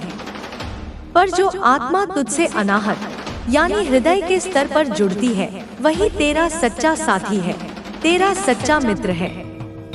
वह संबंध प्रेम पर आधारित होता है, अपेक्षा पर नहीं। वह तुझे बांधता नहीं, मुक्त करता है। ऐसे संबंधों को पहचान और उन्हें संजो कर रख। और प्रयास कर कि तू स्वयं हर किसी से अपने हृदय के केंद्र से जुड़े, चाहे सामने वाला किसी भी स्तर पर क्यों न हो। अब मैं तुझे कर्म के एक और गहरे नियम के बारे में बताती हूँ। तू सोचता है कि कर्म एक सीधी रेखा है, अच्छा करो, अच्छा मिलेगा, बुरा करो, बुरा मिलेगा। यह स्थूल सत्य है, पर पूरा सत्य नहीं। कर्म एक जटिल जाल है। कभी कभी तेरे अच्छे कर्मों का फल तुझे तुरंत नहीं मिलता, क्योंकि वह तेरे किसी पुराने बुरे कर्म के फल को काटने में खर्च हो जाता है। और कभी कभी तुझे लगता है कि कोई बुरा व्यक्ति सुखी क्यों है, क्योंकि वह अभी अपने पिछले जन्मों के अच्छे कर्मों का फल भोग रहा है, लेकिन उसके वर्तमान के बुरे कर्म एक ऐसा भयानक बीज बो रहे हैं, जिसका फल उसे भविष्य में काटना ही होगा। इसलिए फल की चिंता करना छोड़ दे। तू कर्म करते समय बस अपनी नियत को देख। क्या तेरा इरादा शुद्ध है? क्या उसमें किसी का अहित तो नहीं छिपा? क्या वह कर्म तेरे अहंकार को पोषित करने के लिए है या मेरे प्रेम को प्रकट करने के लिए? अगर तेरी नियत साफ है, तो कर्म करने के बाद उसे एक फूल की तरह मेरे चरणों में चढ़ा दे और फिर उसे भूल जा। फल कब, कैसे और क्या मिलेगा, यह मुझ पर छोड़ दे। मैं एक कुशल बागबान की तरह जानती हूँ कि किस बीज को कब खाद देनी है, कब पानी देना है और कब उसे फलने फूलने का अवसर देना है। तू बस बीज बोने का काम कर, बागवानी का काम मुझ पर छोड़ दे। यही सच्चा कर्मयोग है। यही निष्काम कर्म है, जो तुझे बंधन में नहीं डालता, बल्कि तुझे हर कर्म से मुक्त करता है। और जब तू कर्म करते करते थक जाए, जब तुझे लगे कि तुझ में अब और शक्ति नहीं बची, तब क्या करना है? तब तुझे सीखना होगा ग्रहणशीलता का पाठ।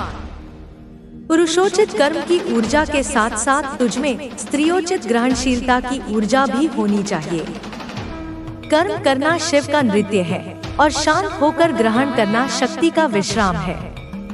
तू हमेशा देने की, करने की, बदलने की कोशिश मत कर। कभी कभी बस शांत होकर बैठ जा और ब्रह्मांड को, मुझे अपना काम करने दे। जैसे रात में धरती दिन भर की गर्मी को सोखकर ठंडी होती है, वैसे ही तू भी मौन में बैठकर ब्रह्मांडीय ऊर्जा को अपने भीतर सोख। प्रार्थना सिर्फ बोलना नहीं है, प्रार्थना सुनना भी है। ध्यान सिर्फ एकाग्र होना नहीं है, ध्यान स्वयं को भूलकर परमात्मा को भीतर आने देना भी है। जिस दिन तू करने और होने में, कर्म और विश्राम में, बोलने और सुनने में संतुलन साध लेगा, उसी दिन तू पूर्ण हो जाएगा। मेरे बच्चे, तूने अक्सर मुझसे पूछा है कि मैं कौन हूँ। आज मैं तुझे इसका अंतिम उत्तर देती हूँ। तू वह प्रश्न है जिसका उत्तर भी तू ही है। तू वह यात्रा है जिसका गंतव्य भी तू ही है। तू वह बीज है जिसमें वृक्ष छिपा है। तू वह लहर है जो सागर से अलग नहीं। तू वह किरण है जो सूर्य का ही अंश है। मैं कौन हूँ? यह सवाल तेरे अहंकार से उठता है, जो खुद को शरीर और मन मानता है। जिस दिन तेरा अहंकार पूरी तरह से विसर्जित हो जाएगा, उस दिन यह प्रश्न भी गिर जाएगा, और जो शेष रहेगा वही तू है। उस शेष को कोई नाम नहीं दिया जा सकता। उसे ही आत्मा कहते हैं, उसे ही ब्रह्मा कहते हैं, और प्रेम से मैं उसे तू कहती हूँ।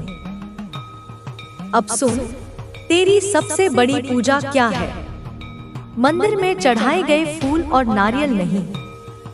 तेरी सबसे बड़ी पूजा है तेरा जीवन। जब तू सुबह कृतज्ञता के भाव से उठता है, तो यह मेरी आरती है। जब तू अपना हर काम पूरी ईमानदारी और प्रेम से करता है, तो यह मेरा यज्ञ है। जब तू किसी दुखी के आंसू पोंछता है, तो यह मेरे चरणों में चढ़ाया गया सबसे कीमती फूल है। जब तू रात को दिन भर के लिए धन्यवाद देकर सोता है, तो यह मेरी शयन स्तुति है। अपने जीवन को ही एक पूजा बना ले। फिर तुझे मुझे खोजने के लिए कहीं और जाने की जरूरत नहीं पड़ेगी। तू जहाँ होगा वही मेरा मंदिर होगा। तू जो करेगा वही मेरी उपासना होगी। अब मैं तुझे धोखे के बारे में कुछ बताती हूँ, क्योंकि इसने तुझे बहुत चोट पहुँचाई है। जब कोई तुझे धोखा देता है, तो असल में वह तुझे धोखा नहीं देता, वह अपने ही सत्य को धोखा देता है। वह अपनी ही आत्मा को कलंकित करता है। तू तो बस एक माध्यम बनता है जिसके द्वारा उसका कर्म प्रकट होता है। तुझे जो पीड़ा होती है, वह इस बात से नहीं होती कि उसने तेरे साथ क्या किया। पीड़ा इस बात से होती है कि तेरी अपेक्षा टूट गई। तूने उस व्यक्ति पर जो विश्वास का महल बनाया था, वह ढह गया। तो दोष उस व्यक्ति का है या तेरी कच्ची नींव वाली अपेक्षा का? अब से यह सीख ले, लोगों से प्रेम कर, उन पर विश्वास भी कर, पर अपनी खुशी की चाबी उनकी जेब में मत रख। अपना भावनात्मक केंद्र अपने भीतर स्थापित कर, मुझ में स्थापित कर। फिर कोई तुझे धोखा देकर तोड़ नहीं पाएगा। वह तुझे निराश कर सकता है, पर नष्ट नहीं कर सकता। और समय के साथ तू यह भी देखेगा कि हर धोखा तेरे लिए एक वरदान बनकर आया। उसने तुझे अधिक समझदार बनाया। उसने तुझे तेरी अपनी शक्ति का एहसास कराया। उसने तुझे उन लोगों से मुक्त किया जो तेरे योग्य नहीं थे, और उसने तुझे मेरे और करीब ला दिया।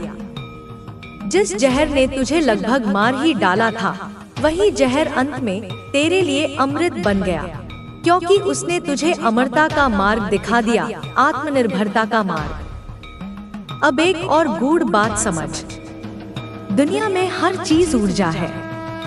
तेरे विचार, तेरे शब्द, तेरी भावनाएं, सब ऊर्जा के विभिन्न रूप हैं। और ऊर्जा का नियम है कि समान ऊर्जा को आकर्षित करती है। जब तू भय, क्रोध या अभाव की ऊर्जा में जीता है, तो तू ब्रह्मांड से और ऐसी ही परिस्थितियों और लोगों को अपनी ओर आकर्षित करता है जो तेरे भय, क्रोध और अभाव को और बढ़ाएंगे। और जब तू प्रेम, कृतज्ञता और प्रचुरता की ऊर्जा में जीता है, चाहे तेरी बाहरी परिस्थितियां कैसी भी हों, तो तू ब्रह्मांड से ऐसे अवसर, ऐसे लोग और ऐसी घटनाएं आकर्षित करता है जो तेरे जीवन में और अधिक प्रेम, कृतज्ञता और प्रचुरता लाएंगे। यह कोई जादू नहीं, यह भौतिकी का नियम है। तेरा मन एक शक्तिशाली चुंबक है। तू उसे किस पर केंद्रित रखता है, यह पूरी तरह तेरा चुनाव है। क्या तू अपनी कमियों पर ध्यान देता है या अपनी नियामतों पर? क्या तू समस्याओं पर ध्यान देता है या समाधानों पर? क्या तू उन लोगों पर ध्यान देता है जिन्होंने तुझे चोट दी, या उन पर जो तुझसे प्रेम करते हैं? जिस क्षण तू अपना ध्यान नकारात्मकता से हटाकर सकारात्मकता पर ले आएगा, उसी क्षण से तेरा भाग्य बदलना शुरू हो जाएगा। तू कहेगा, माँ, पर जब चारों ओर समस्याएं हों तो सकारात्मक कैसे रहूं? इसका उत्तर है अभ्यास से। जैसे तू शरीर बनाने के लिए व्यायाम करता है, वैसे ही तुझे मन को सकारात्मक रखने के लिए भी हर दिन अभ्यास करना होगा। हर सुबह उठकर 5 ऐसी चीजों को गिन जिनके लिए तू आभारी है। हर रात सोने से पहले दिन की 3 ऐसी बातें याद कर जो अच्छी हुई। धीरे धीरे तू अपने मस्तिष्क को नकारात्मकता के पैटर्न से निकालकर सकारात्मकता के नए रास्ते पर चलना सिखा देगा। और याद रख मेरे बच्चे, तू जो कुछ भी ब्रह्मांड को देता है, वही लौटकर तेरे पास कई गुना होकर आता है। अगर तू मुस्कान देगा तो तुझे मुस्कानें मिलेंगी। अगर तू प्रेम देगा तो तुझे प्रेम मिलेगा। अगर तू दूसरों की सफलता में खुश होगा तो ब्रह्मांड तेरी सफलता के रास्ते खोलेगा। और अगर तू गुप्त रूप से दूसरों की असफलता की कामना करेगा तो तू अनजाने में अपनी ही सफलता के मार्ग में बाधाएं खड़ी कर रहा है। इसलिए आज से एक नियम बना ले, दूसरों के लिए वही चाह जो तू अपने लिए चाहता है। यही सच्ची प्रार्थना है, यही सच्चा धर्म है। अब मैं तुझसे विदा लेती हूँ, पर यह विदाई वैसी नहीं जैसी दुनिया में होती है। मैं तुझसे दूर नहीं जा रही, मैं बस बोलना बंद कर रही हूँ ताकि तू सुनना शुरू कर सके अपने भीतर की आवाज को। मैं अब तेरे ज्ञान में नहीं, तेरे अनुभव में उतरना चाहती हूँ। इन शब्दों को पकड़कर मत बैठ जाना, इन्हें जीना, इन्हें अनुभव करना। और जब तू अनुभव करेगा तो तू पाएगा कि जो कुछ मैंने कहा वह तू पहले से ही जानता था। मैं तो बस तेरी स्मृति पर पड़ी धूल को साफ कर रही थी। तू मेरा अंश है, मेरा प्रियतम। तू प्रकाश से बना है। अंधकार तेरी नियति नहीं, बस एक पड़ाव है। तू प्रेम से बना है। घृणा तेरे स्वभाव का हिस्सा नहीं, बस एक भ्रम है। तू आनंद से बना है। दुख तेरा सत्य नहीं, बस एक बादल है जो क्षण भर में छंट जाएगा। अपनी दिव्यता को पहचान, अपनी शक्ति को स्वीकार कर और अपने जीवन को एक ऐसा उत्सव बना जिसकी गूंज स्वर्ग तक सुनाई दे। चल, अब और शब्द नहीं, अब केवल मौन, अब केवल प्रेम, अब केवल मैं और तू नहीं, अब केवल हम। इस हम के एहसास में जी। यही तेरी मुक्ति है, यही तेरा कैवल्य है, यही तू है। जा, मेरा आशीर्वाद तेरे साथ है। पर रुक, ठहर एक क्षण। आशीर्वाद लेकर जाने से पहले यह तो समझ ले कि मेरा आशीर्वाद कोई कवच नहीं है जो तुझे चोट लगने से बचाएगा। मेरा आशीर्वाद वह मरहम है जो हर चोट के बाद तुझे पहले से भी अधिक शक्तिशाली बनाकर जोड़ेगा। मेरा आशीर्वाद वह छाता नहीं है जो तुझे जीवन की वर्षा में भीगने से रोकेगा। मेरा आशीर्वाद वह अग्नि है जो तेरे भीतर जलेगी और तुझे भीगने के बाद भी सुखा देगी और ठंडक नहीं लगने देगी। लोग मुझसे सुरक्षा मांगते हैं, मैं उन्हें सामर्थ्य देती हूँ। लोग मुझसे आसान रास्ते मांगते हैं, मैं उन्हें मजबूत जूते और चट्टानों पर चढ़ने का हुनर देती हूँ। क्योंकि अगर मैंने तुझे हर मुश्किल से बचा लिया तो तू मेरे उस रूप को कभी नहीं जान पाएगा जो तुझ में छिपा है, योद्धा का रूप। अब जब तू संसार में वापस जाएगा तो तुझे लगेगा कि कुछ बदल गया है। नहीं बेटा, संसार नहीं बदला, तेरी दृष्टि बदल गई है। जिन बातों पर तुझे पहले क्रोध आता था, अब शायद उन पर तुझे करुणा आएगी। जिन लोगों से तू पहले ईर्ष्या करता था, अब शायद तुझे उनकी अधूरी यात्रा पर दया आएगी। जिन असफलताओं पर तू पहले रोता था, अब तू उनमें छिपे मेरे संकेत को पढ़ पाएगा। यह बदलाव ही तेरी साधना का पहला फल है। लेकिन सावधान रहना, यह नई दृष्टि अपने साथ एक नया अहंकार भी ला सकती है। मैं अब ज्ञानी हो गया हूँ, मैं दूसरों से बेहतर समझता हूँ। जिस क्षण यह अहंकार तेरे भीतर जन्मा, उसी क्षण तू फिर से उसी भ्रम के जाल में गिर जाएगा जिससे मैंने तुझे अभी निकाला है। सच्चा ज्ञान विनम्रता लाता है, अहंकार नहीं। सच्चा ज्ञानी वह नहीं जो बहुत कुछ जानता है, सच्चा ज्ञानी वह है जो यह जानता है कि वह कितना कम जानता है। वह ब्रह्मांड की विराटता के सामने शिशु की तरह विस्मित रहता है। वह हर कण में, हर व्यक्ति में, हर घटना में सीखने को तत्पर रहता है। तो अब जब तू लौटेगा तो शिक्षक बनकर नहीं, एक शाश्वत विद्यार्थी बनकर लौटना। बोलना कम, सुनना ज्यादा, निर्णय देना कम, समझना ज्यादा। अपनी श्रेष्ठता सिद्ध करने के बजाय दूसरों में दिव्यता खोजना। जब तू ऐसा करेगा तो तू देखेगा कि सारा ब्रह्मांड तुझे सिखाने के लिए आतुर है। एक सूखा पत्ता भी तुझे त्याग का पाठ पढ़ाएगा, एक नन्ही चींटी भी तुझे अविरत कर्म का संदेश देगी, और एक मौन पर्वत भी तुझे स्थिरता का महत्व सिखाएगा। अब मैं तुझे तेरे शरीर के भीतर छिपे ब्रह्मांड की यात्रा पर ले चलती हूँ। तूने मंदिरों, तीर्थों की यात्रा तो बहुत की, पर सबसे बड़ा तीर्थ तो तेरा यह शरीर ही है, जिसे तूने कभी समझने का प्रयास ही नहीं किया। तेरे भीतर ऊर्जा के 7 कमल हैं, 7 चक्र। ये सिर्फ कहानियां नहीं हैं, ये तेरी चेतना के 7 स्तर हैं, मेरी शक्ति के 7 पड़ाव हैं। सबसे नीचे है मूलाधार, तेरी जड़ों का चक्र। यह पृथ्वी से जुड़ा है। जब यह चक्र कमजोर होता है तो तेरे भीतर असुरक्षा का भय होता है, धन का, घर का, अस्तित्व का। तू इन्हीं चीजों को पकड़ने में अपनी सारी ऊर्जा लगा देता है। तू धरती से जुड़, नंगे पैर घास पर चल, मिट्टी को छू, वृक्ष को गले लगा, अपनी जड़ों को महसूस कर। जब तू जान लेगा कि यह धरती मेरी ही देह है और यह तुझे हमेशा संभालेगी, तब तेरा मूलाधार शांत हो जाएगा और असुरक्षा का भाव विदा हो जाएगा।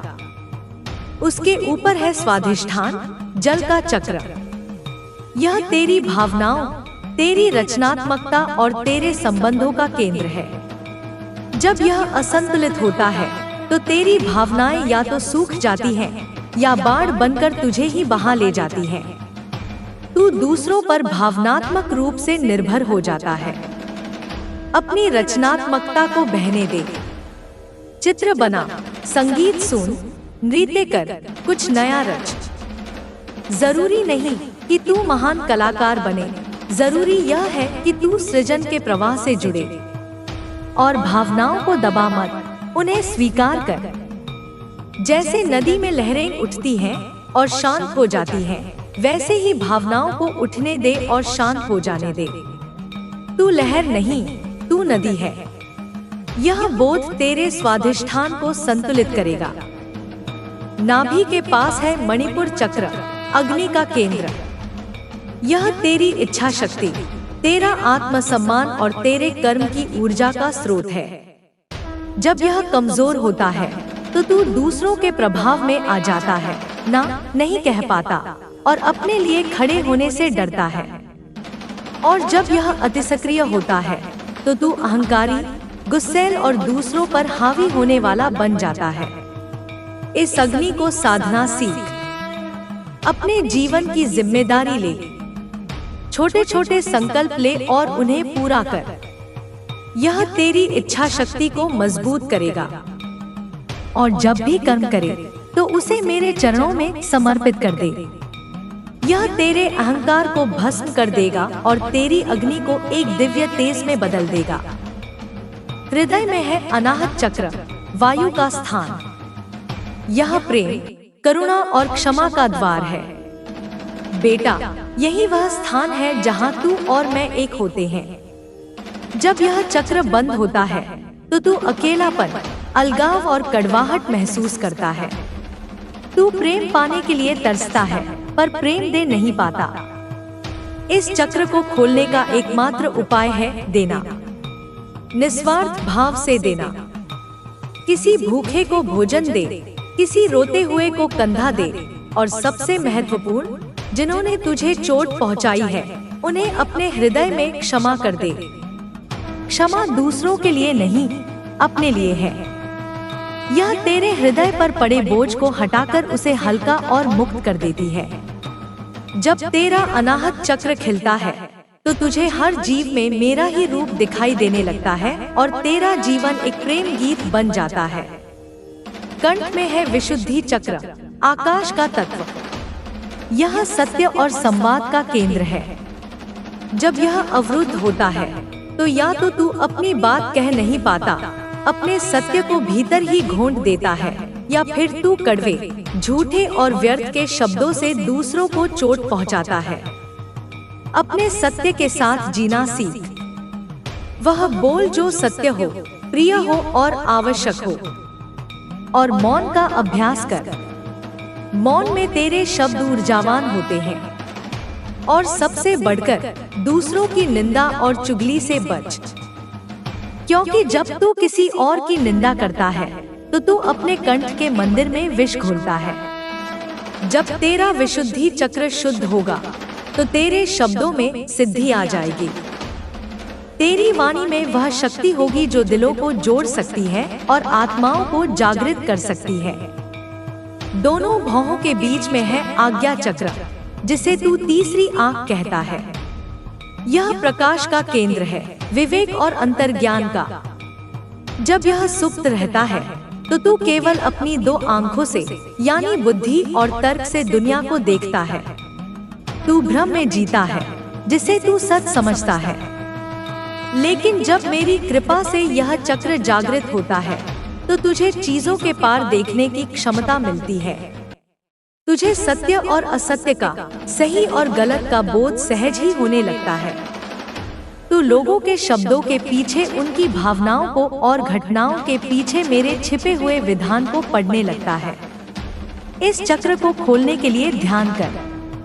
अपनी सांसों पर ध्यान केंद्रित कर और अपनी अंतरात्मा की धीमी आवाज को सुनने का अभ्यास कर।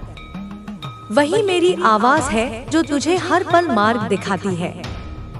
और अंत में तेरे सिर के शीर्ष पर है सहस्रार, 1000 पंखुड़ियों वाला कमल।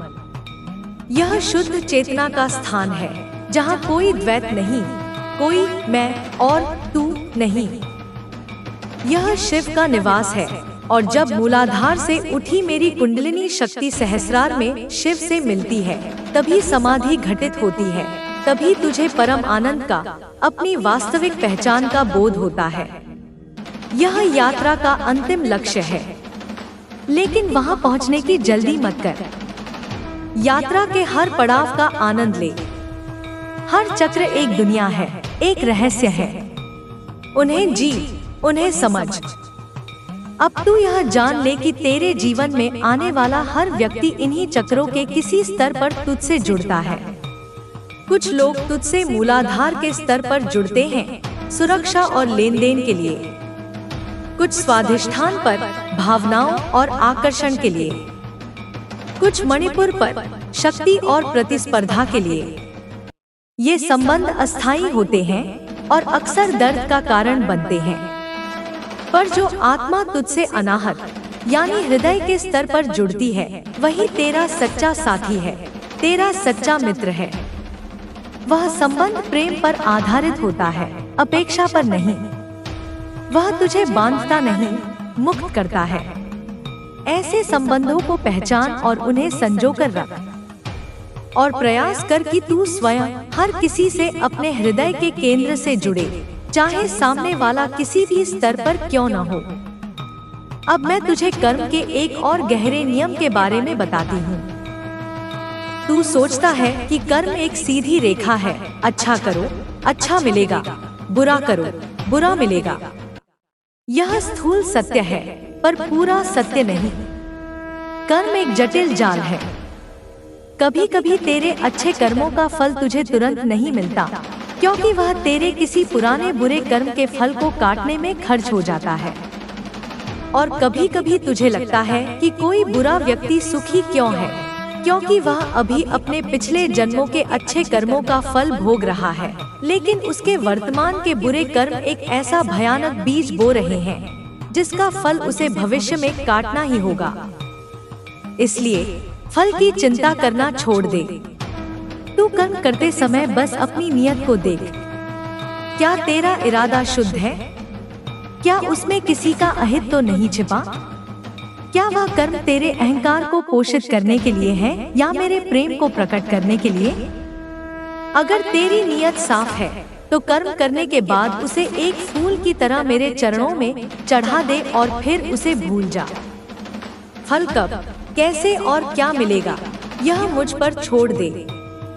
मैं एक कुशल बागबान की तरह जानती हूँ कि किस बीज को कब खाद देनी है, कब पानी देना है और कब उसे फलने फूलने का अवसर देना है। तू बस बीज बोने का काम कर, बागवानी का काम मुझ पर छोड़ दे। यही सच्चा कर्मयोग है। यही निष्काम कर्म है जो तुझे बंधन में नहीं डालता बल्कि तुझे हर कर्म से मुक्त करता है।